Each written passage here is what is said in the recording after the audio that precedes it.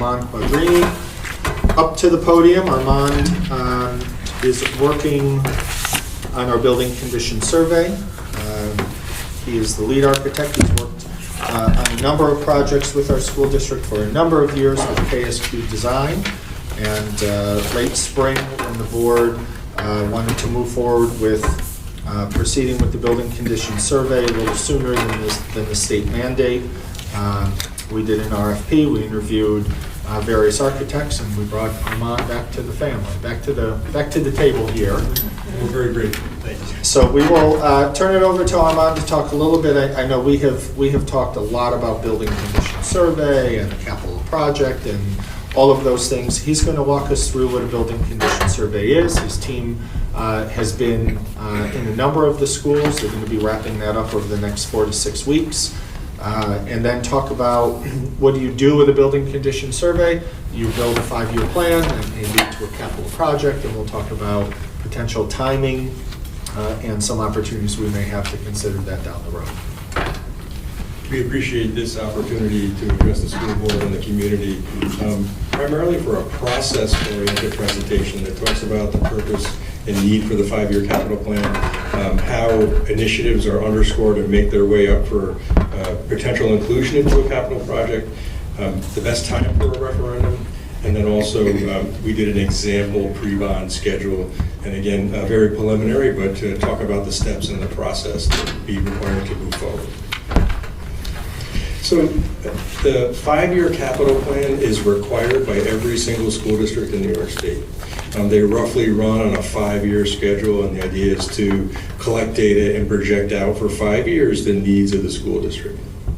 I'm representing a big team of architects and engineers. We have, in addition to the architects, mechanical, electrical, plumbing engineers, civil engineer, and structural engineer.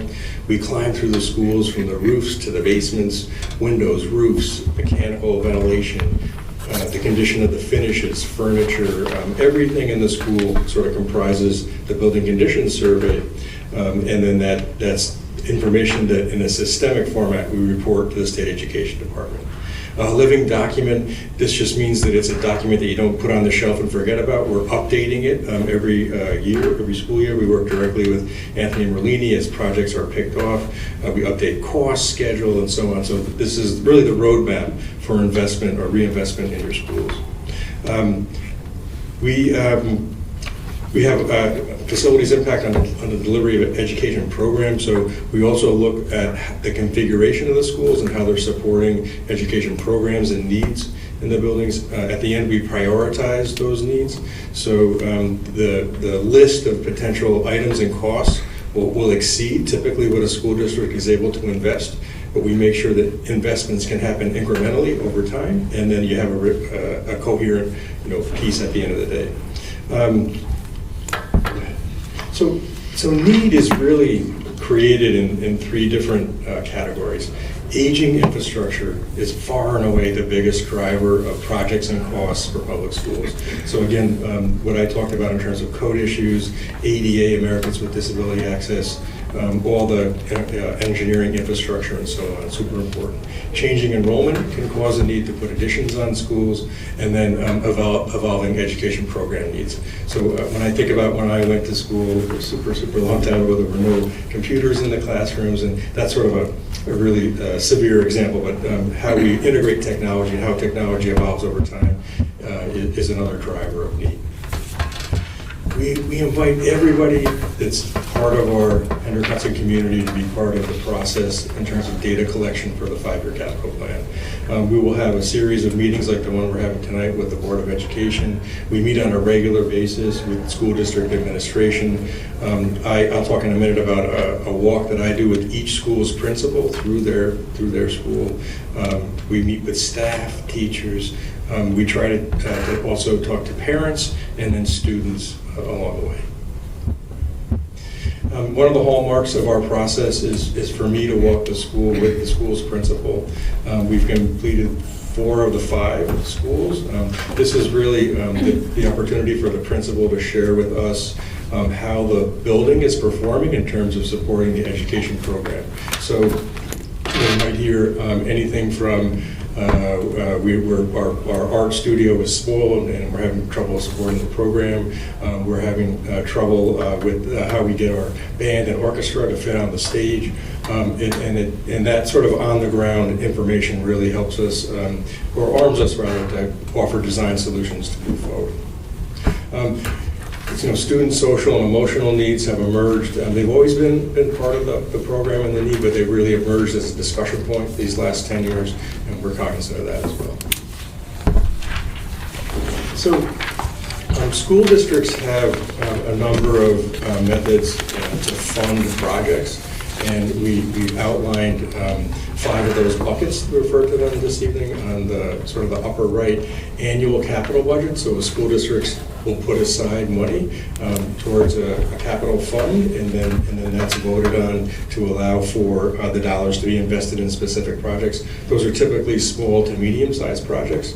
Grants and programs, so grants can come federal, state, and local. Like we've just heard the school board talking about a grant in connection with Indian Point decommissioning, and so there's another opportunity for investment. Energy performance contracts are actually, Hendrick Hudson Schools is engaged with an energy performance specialist right now. I believe that project's in the planning stage and it'll be released shortly, but that's another opportunity. And then Anthony has an operations and maintenance budget every year, and he's able to pick off smaller projects. So all the way at the top, at 12 o'clock, in every generation or every period of a school district, there's a need to really tackle large capital projects. And again, typically, a need is created by older and aging infrastructure.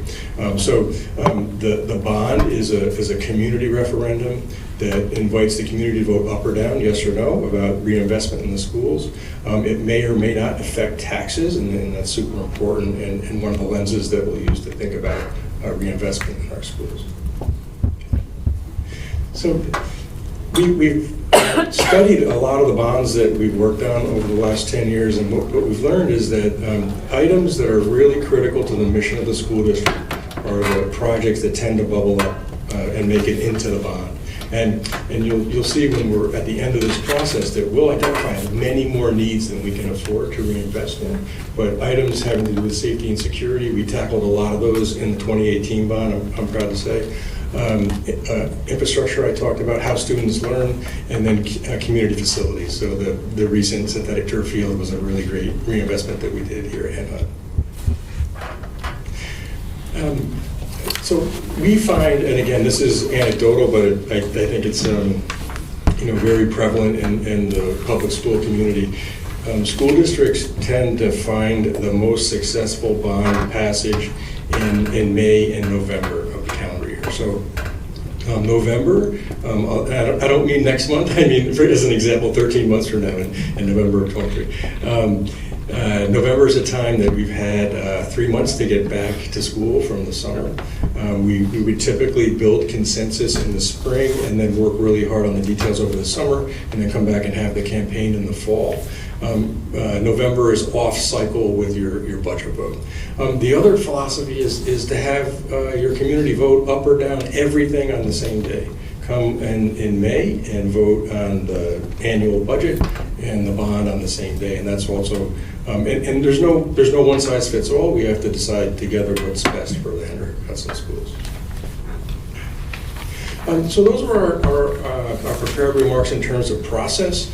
If it's okay, I'd like to walk us through the steps, and there are a number of steps to build consensus towards a successful bond, and also to make sure that the bond checks all the boxes so that we're legally ready to have a community referendum.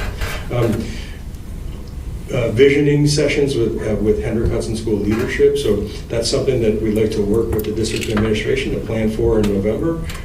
We want to really engage directly with all of you at the table to understand your thoughts and where you'd like to see reinvestment in the schools. The facility reporting or the building conditions survey, we're working on that now, and we hope to have that rolled out by the middle of November, including costs. Balancing vision and cost, so we want to make sure that we really invest the money in a surgical way, and we bring forward the most important needs for the school district. SEEKR stands for State Environmental Quality Review Act, so a special SEEKR planner will come to the school district, evaluate the scope of the projects, and then identify any potential environmental impacts. And again, there's no issues with that, just that we need to check that box. In this example, in January, after the new year, I would think that the very public part of the campaign would be underway. We'd have the SEEKR work mostly complete, and then we would be working with the school board to refine the final scope and cost. We would then, in end of March or early April, adopt the SEEKR and the bond resolution. There's a 45-day waiting period, which enables a legal community referendum on May 16th in '23, which is the same day that your budget vote comes off. I just summarized 100 different steps and needs that go into a pre-bond process. We've done this before together with the administration, and this is sort of where we live, and we understand how to do this and to help sort of facilitate that process. Happy to answer any questions or invite comment from the superintendent or Anthony or Enrique. These, just cycling back, the building condition survey is an important document if we choose to do a capital project, because the state education department looks at that to make sure that it was identified as a need or interest in order to receive aid. And the opportunity we have, and Enrique will talk about the financing coming up, is for a lot of different reasons, namely Indian Point, our state aid is going to increase over the next number of years. It's going to almost quadruple. So many districts around us receive state aid for capital projects in the 60, 70, 80%. So you see them always improving their facilities because they receive a lot of state aid. We have not been that fortunate over the last number of years, so our opportunity to go out for large-scale capital improvements has really been diminished because it has been cost ineffective and was more burdensome on taxpayers. So it's important to understand that what is in the building condition survey that is on file in the state needs to be there in order for us to receive aid on whatever priorities we may have.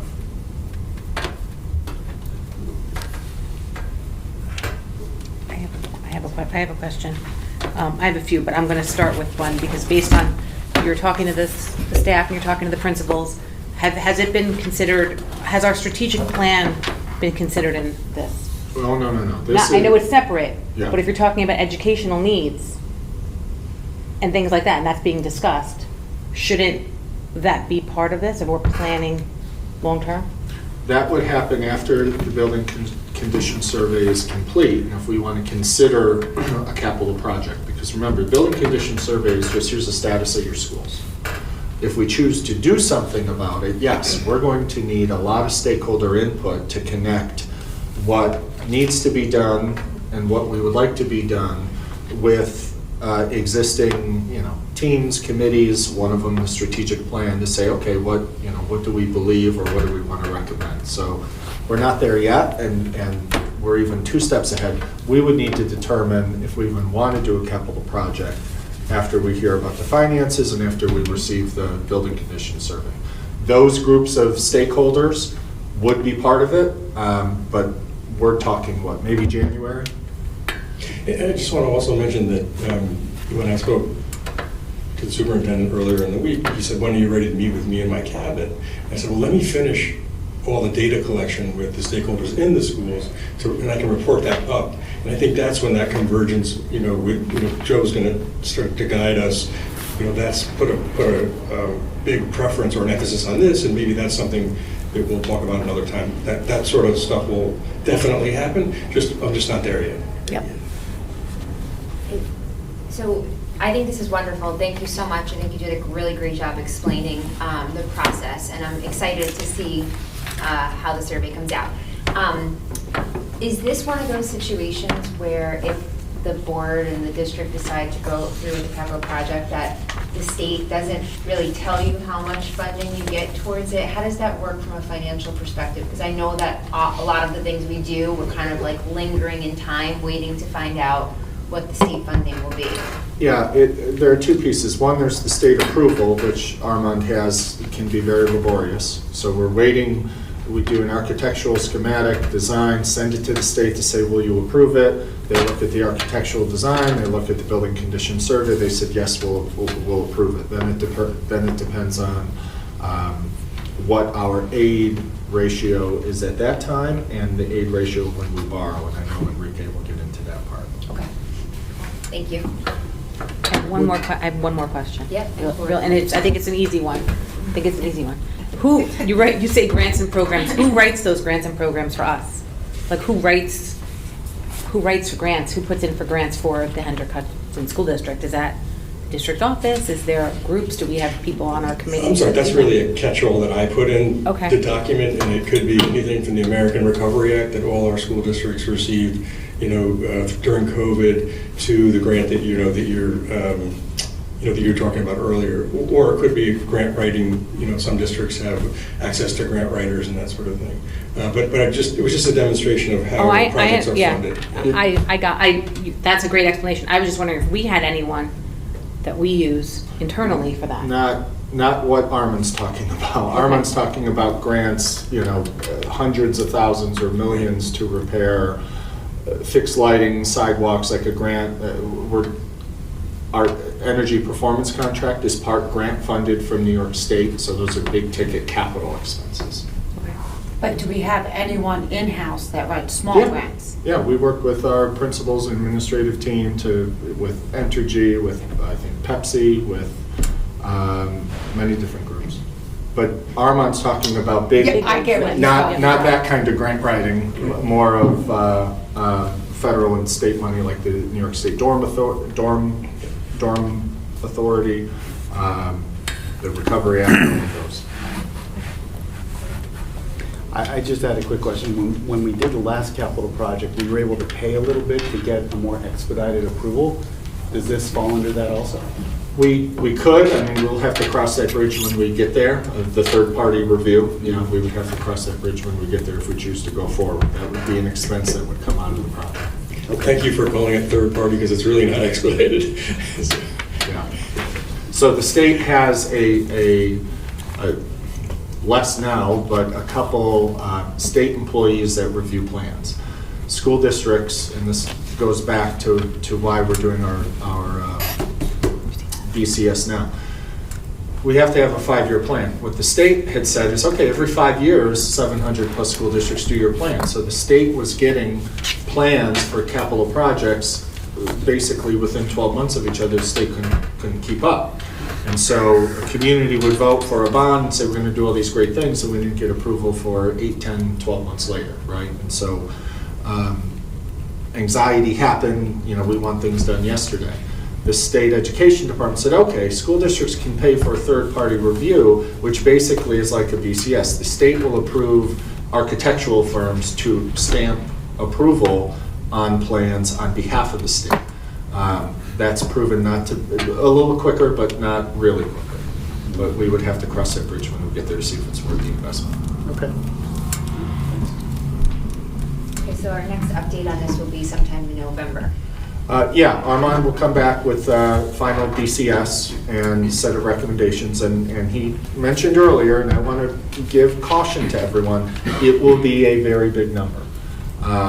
And it will be things that many of us will not be able to see with our eyes. It's not going to be new stadiums and tracks and fields. It's going to be, it may include some of that, but a lot of it, and oftentimes the most costly stuff is, repairing driveways and parking lots and HVAC and plumbing and, so on and so forth. So guts and infrastructure are the most important and critical, and they're also the most expensive. For example, the high school a little over a year ago couldn't open on time. We had to start remotely for 2 days because of a significant storm that zapped out our computer system, that ran our HVAC, that was very antiquated, that is in need of repair and updating, and I know that would be in the BCS, and it'll be a big number.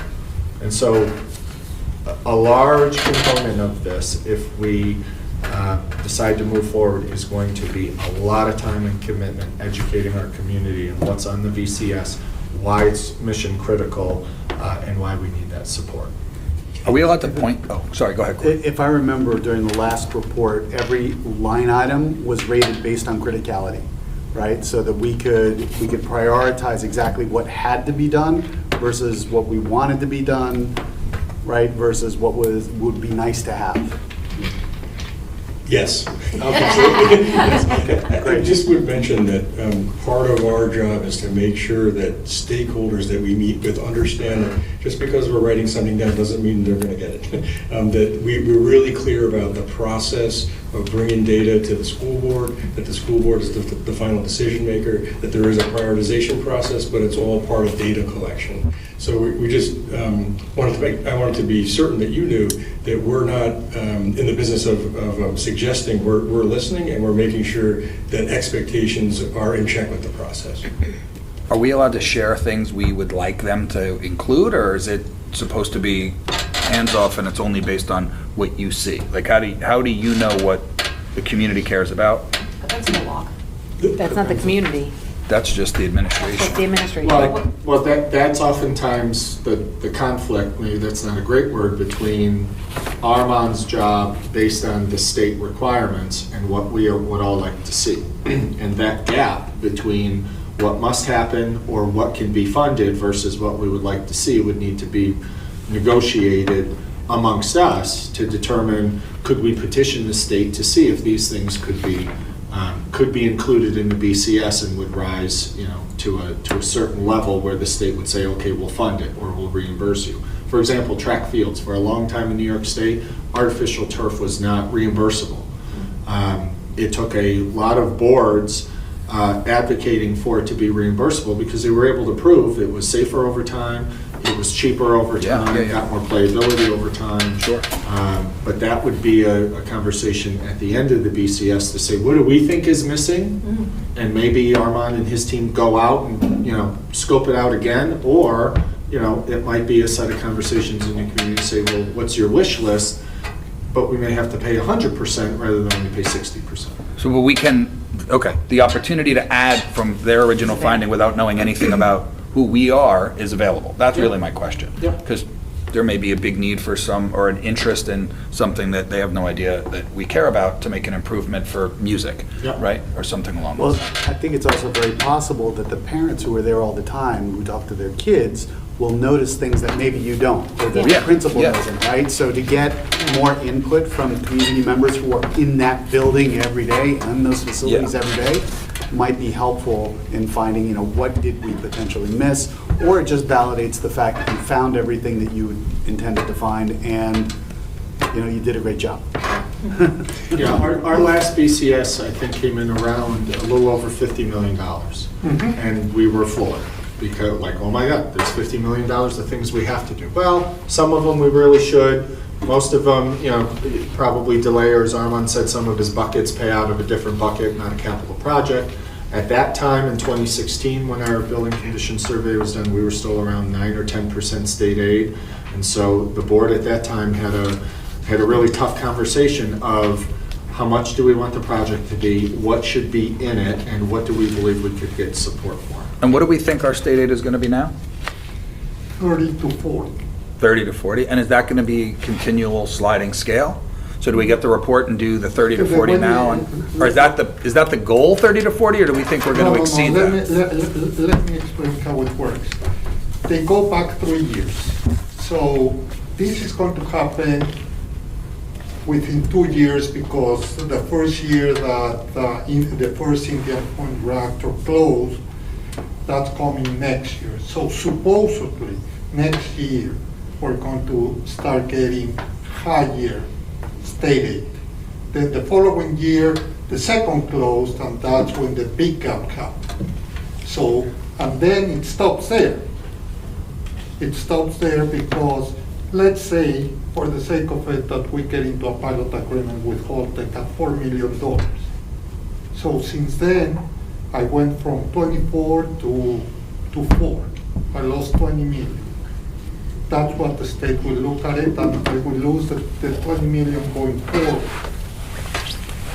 But isn't the loss of income on a, the loss of income's on a sliding scale now? So we're continuing to lose more every year, right? We didn't lose it, isn't it a 30%? No, that's gone. So they There assume. was a new pilot that gave us the $4 million. Those 3 years are gone. Okay, got it. So now that's what I'm saying. Let's say that we have a long-term pilot at $4 million.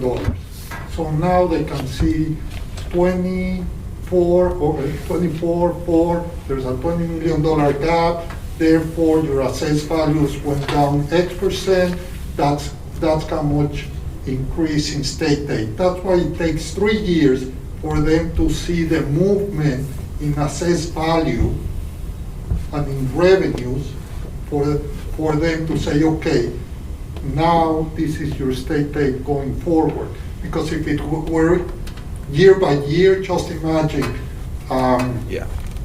a factory closes for 1 year, they don't pay taxes, but then the next year someone else buys it. So they want a 3-year period to reassess the value of the school district and to give state aid.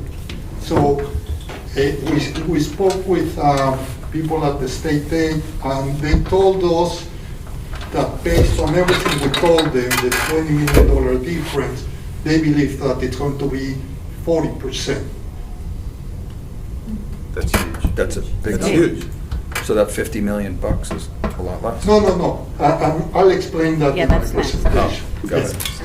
Thank you. Okay, I have a question, only because we're just talking about how the principals are the ones that are most familiar with their buildings, but the current principals are not really familiar with their buildings, right? I mean, did we took a principal out of a building that was there for 10 years and put them in a different building, so did we talk to the principals that were in those buildings prior to this for those many years? And, I mean, honestly, other than Mr. Giovanazzi, the acting principal at the high school, they're all new, so.